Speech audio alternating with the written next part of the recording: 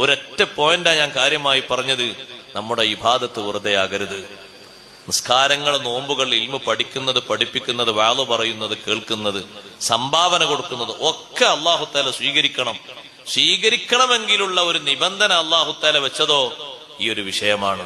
അള്ളാഹിന്റെ വസിയ്യത്താക്കി അല്ലാഹു പഠിപ്പിച്ചെന്നത് മാതാപിതാക്കൾക്ക് സേവനം ചെയ്യണം, അവരുടെ പൊരുത്തം സമ്പാദിക്കണം, ഒരിക്കലും അവരുടെ കോപം പിടിച്ചു പറ്റരുത്, അവരുടെ വെറുപ്പ് സമ്പാദിക്കരുത്, സ്നേഹമുള്ള, സന്തോഷമുള്ള, പൊരുത്തമുള്ള ആളുകളായി ജീവിച്ചു മരിക്കണം. അല്ലാഹു തആല തൗഫീഖ് നൽകട്ടെ.